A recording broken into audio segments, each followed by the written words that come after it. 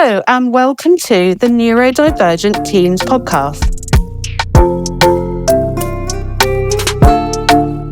Hi everybody and welcome to this episode of the Neurodivergent Teens Podcast. So in this episode, we're going to be talking about something that some of you may not have heard of, and that is a topic called monotropism. And we're also going to talk about hyperfocus and our special interests as well. As usual, I'm joined by the lovely Kirsty and the lovely Lila. I'll be really honest, I've been doing autism training for about 15 years now, and I hadn't heard of monotropism until probably about 5 years ago.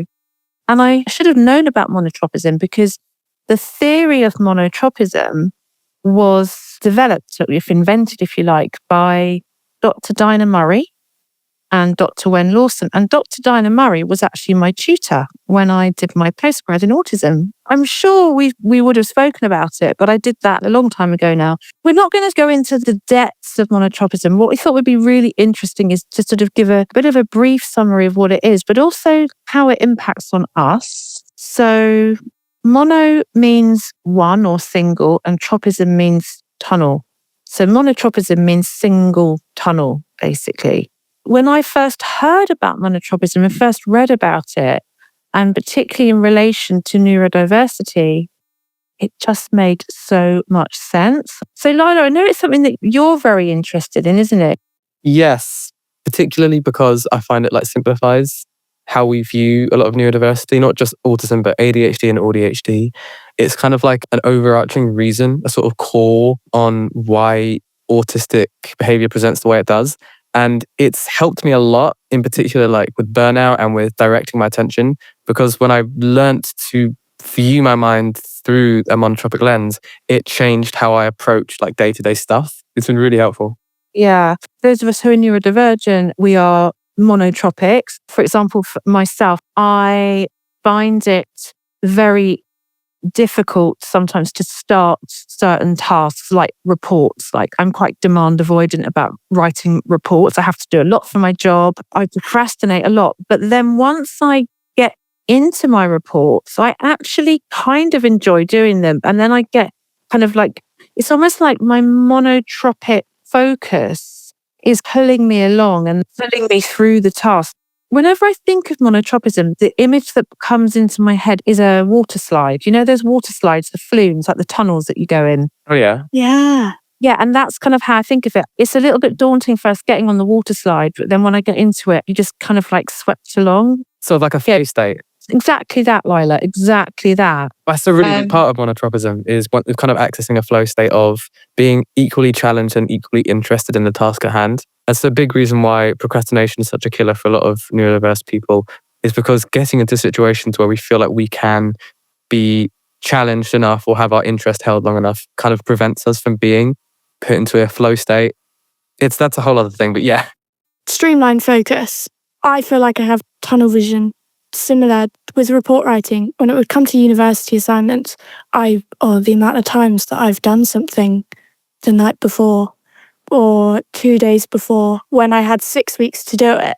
However, I have actually found for myself when I do something consecutively, work really long days for a week straight on one report, I get a better mark than I do if I worked on it gradually for 5, 6 weeks, because I get in such a focus, and my problem solving and almost creativity when I'm in one topic at a time is so much more broad than if I did an hour a day for 6 weeks. That I think is really helpful. I think it's a double-edged sword, isn't it? So people who are neurotypical are polytropic. That means that they can apply their attention to multiple things at once. But for us as neurodivergent individuals, we really need to, that flow state, that tunnel vision, that's what we get into. Kirsty just gave us the most brilliant example before we started recording of what happens when you get pulled out of the monotropic flow state. So we started talking and recording, and we lost Kirsty. Can you explain what happened? And you were apologising, and I'm like, this is brilliant. This is such a great, real example. Selective hearing. I cannot listen to 2 streams of audio, and I class one stream of audio as my mind. So if I'm thinking about something and then listening to something, I can't do it. So I was listening to you guys chat, and then my boss messaged me. So I instantly turned away. And Lila and Laura kept talking. I had no idea what you said in those 15 seconds. Absolutely no clue. It's like a switch off. And then I zoom back out and I'm like, I need to get back into that state of listening to one thing. But such a small thing pulls me out of focus so easily. And that's just such a great example, because your focus now is very monotropically on the podcast, but sometimes it doesn't take much to pull you out of it, and then you get swept up in another flow. And I think it's really helpful to be aware of what can help you get into that flow state, but also what can help you get out of it as well. Yeah, that's a really big thing with monotropism. It's basically like, not only can you get into something at quite a deep level, you also struggle to move away from it. And so the transition between tasks is greater than it would be for somebody who's polytropic.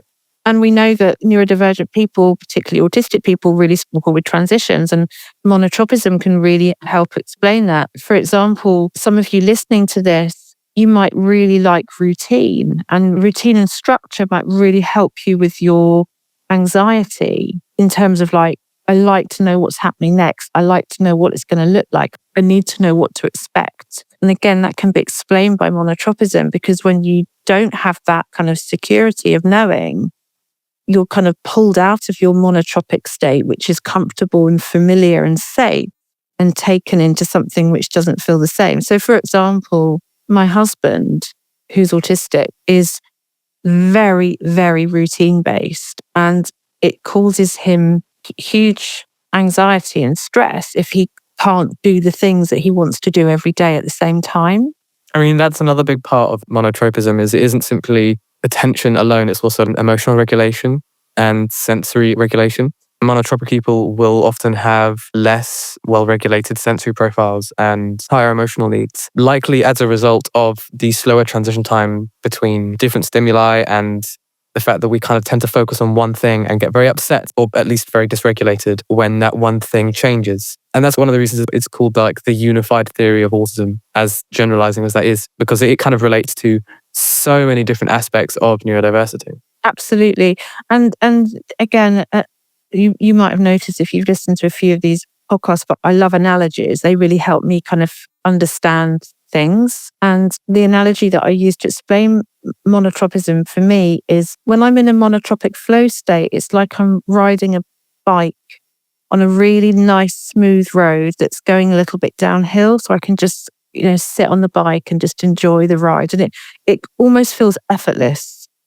But then when I'm taken out of my monotropic flow state, if I'm interrupted by something, it's like the bike's gone off the road and it's gone onto a really uneven, gravelly, slightly uphill path, and I have to work really, really hard to kind of keep pedaling and stay on the bike. And then when I get back onto the road, it's like, oh, phew. I know, that makes sense. I get that. For me, that's my biggest, I would say, challenge in the workplace or even education. My job at the moment sort of entails lots of different projects. And it means every day is different, but I would work on 2 projects a day type thing. And that's very easy to manage, because before lunch and after lunch, that's sort of how I structure it. But something can come up at any time and I have to reorganize my priority. So something can have a time deadline of an hour and I'll have to switch. And because there was no notice, I had no idea, and it came out of nowhere. I go off and do it, but trying to get back to where I was is the hardest thing. The sort of frame of mind that I was at, the focus I had for that topic I started with, the project, getting back into it after even 10 minutes doing something else, it will take me so much longer to adjust again. I really relate to that, Kirsty. When I first became self-employed, I would wake up every morning feeling really anxious, and I couldn't work out what was causing the anxiety. And then I realized it's exactly what you said, that every day is different and I didn't know what to expect. And that was making me anxious. Whereas when I worked in a school, I had a lot of like structure and routine. I didn't know what was going to happen every day at school, but I kind of knew, my morning will start with a meeting and then I'll go in my office and I'll check my emails and then I've got a timetable to follow. And yeah, I've got the same thing.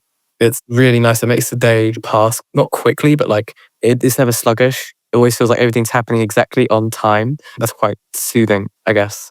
Are there any ways that you've both identified that you can kind of maintain a monotropic environment or create an environment that supports your need for kind of a monotropic way of living, I guess? I think for me, Kirsty mentioned it a little bit earlier, is like Kirsty works better when she's doing like one job over the course of the day, like very intensely, as opposed to breaking it up into pieces. I'm kind of the same. And so I'll tend to break up my big jobs one a day and then make sure I'm aware of what the job is before I go to sleep, get a good enough night's sleep so I wake up feeling okay to do it. Like I've got a lot of work right now in the garden and I had a literal ton of soil to move. I planned to do it all on a certain day when the weather was good, and I did almost all of it. But that kind of ability for me to hyperfocus onto a task meant that it became like the one goal I've got today, and if I do it, then I've done it. I've done today. It's all good.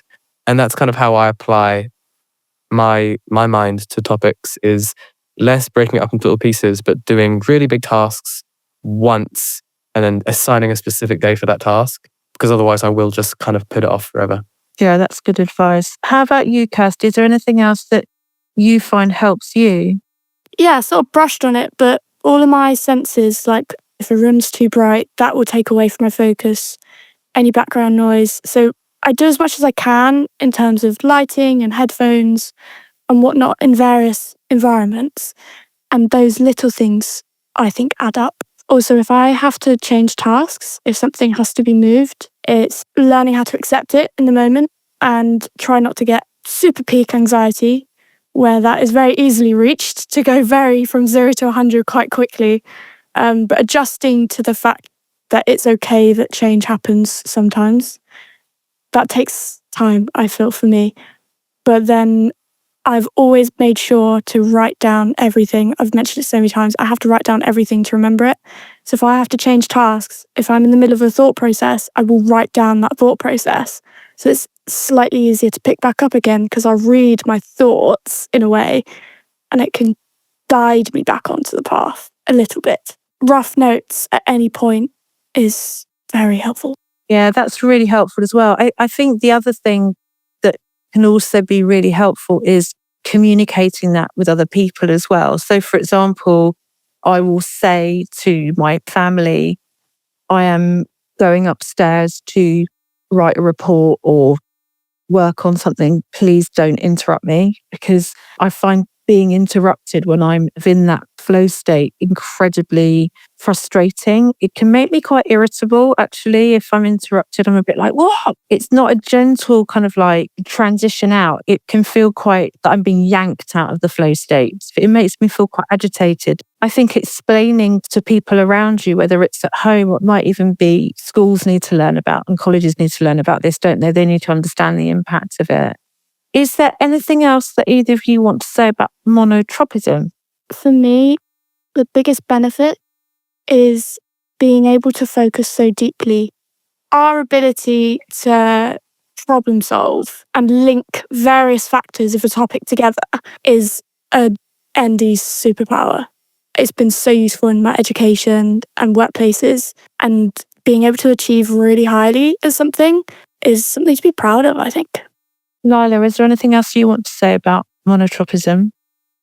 One thing about monotropism that I also like is how it can explain the double empathy problem. The double empathy problem is simply an explanation for why neurodiverse and then neurotypical people often struggle to communicate well. Neurodiverse people tend to be more direct. They tend to be less willing to kind of shift the conversation from one topic to another. And neurotypical people tend to be able to transition quicker between conversations and have a more balanced approach to like how in-depth they go regarding topics. And that is one thing that is explained by monotropism or monotropism theory, is simply like the communication styles between neurodiverse and neurotypical people are different based on differences in transition times and differences in how much they focus and tunnel on one thing at a time. Thank you, Lila. And the double empathy problem is something that was first talked about by Dr. Damien Milton. If anybody is interested in reading more about monotropism, I highly recommend a website, monotropism.org, Fergus Murray's website.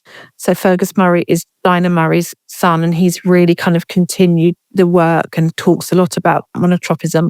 Goes into detail about not only monotropism and the original paper done by Murray, Lawson and Lila, but also other resources that they have talked on personally, such as videos, announcements, and even books, discussing monotropism, flow states, and other similar things in a lot of detail.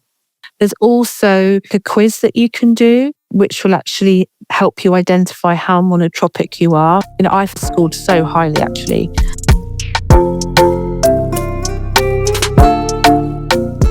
Lila, you just touched upon something there, which we're going to talk about next, which is, as a neurodivergent person, my monotropic way of living, of thinking, my strong ability to hyperfocus means that I also develop very strong special interests in things, in people sometimes. When I first started doing autism training, years ago, we used to talk about autistic people having obsessions, and I really don't like that. That sounds quite negative, doesn't it? Mm. Special interests is so much more, it's just so much nicer. So, Kirsty, what are some of your special interests? So I'm sort of an odd one out when it comes to special interests. I don't have something very specific, you could say, but I have lots of things that are my way of downtime, but I'm not sitting down, like I'm doing something. So I love to play video games, mindless ones that don't take that much sort of like brain power, because I can zone out and just do things, and I don't even know I'm doing it. But that is more restful than me sitting down and staring at my phone or something. So I like that. Or watching specific series. I rewatch series all the time. So I have very basic ones, but the things I like to do, I'm so calm when I do them.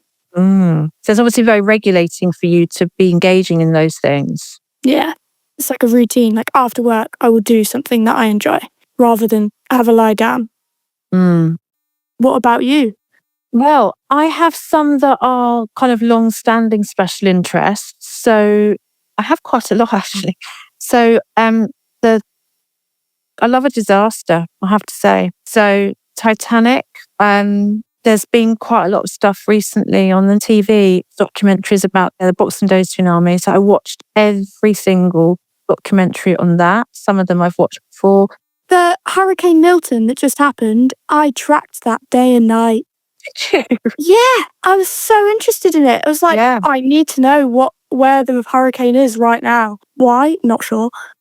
And then I also love the Tudors. So Tudor history. I've got my dolls' houses. So I love dolls' houses and miniatures. But then I might get a new special interest and that will fizzle out. So one that sticks in my mind was a few years ago, I went to do some work in a Jewish school in North London. There were very strict rules that I had to follow to go and work in this school, and I had to dress a certain way. And I became utterly fascinated with Judaism. I mean, for hours, I just was reading about the Jewish faith. I also get really fascinated by people sometimes, like really obsessively fascinated by people. Well, that's an important one to mention, is how special interests aren't necessarily topics or even subjects that you can study. It's sometimes just people or like friendship groups. What about you, Lila? What are some of your special interests? I don't know, they tend to fluctuate over time. I think one thing I had for a while was no special interest simply because I was tired all the time. As I stopped being tired, I started developing them. And currently I'm really, really fascinated by horticulture. Horticulture? Yeah, horticulture and gardening, and just taking care of a garden. That must be really regulating as well. It can be in any month that isn't in the winter. Right now, I'm currently very slowly watching garlics and onions grow. I can imagine it's quite fulfilling when you grow something and it's almost a satisfaction. Extremely satisfying. Oh man. And when you get like a massive bed full of like 10 different types of things that you've been growing and you've got flowers and everywhere, it's very, very pretty. But it takes a lot of effort. And that is one of the issues around some special interests I've had, is simply that they take a lot of effort and the payoff isn't always like very strong. Often the payoff is simply that I quiet my mind by focusing on one thing. And that is one of the reasons why it's kind of a double-edged sword. On the one hand, I get stuff done that I really care about. On the other hand, I'm like really anxious if I'm not doing it exactly the way I want to. And the main way I motivate myself is by guilting myself into doing something to effectively like make a transition between tasks happen, or by simply like pushing myself to continue doing something. And that is one aspect of monotropism in action that I struggle with quite a lot. The perfectionism. Yeah. Do you both experience time blindness when you're engaging in your special interests, or again, sort of in that monotropic flow? Because I lose total track of time when I'm doing things that I'm sort of really interested in or really passionate about. Honestly, if someone asked me the time of day, at any day, I would not know. I never know the time. I am the person that should wear a watch and I don't. And I don't know why I haven't picked up that habit yet. No time sense. I'm kind of the same when I'm doing something that I care about, and I'll always say to myself, okay, well, when the clock hits 1:15, or when it's in 20 more minutes, I'll stop. And then it passes so quickly, and I'm like, oh, well, I didn't get satisfied by that amount of time passing. I need to continue doing what I'm doing. I think this is so important as well, because I talk to parents, they will sometimes say that their child won't come off gaming, for example, and they'll say to their child, you can have an hour on Xbox or whatever when you come home from school.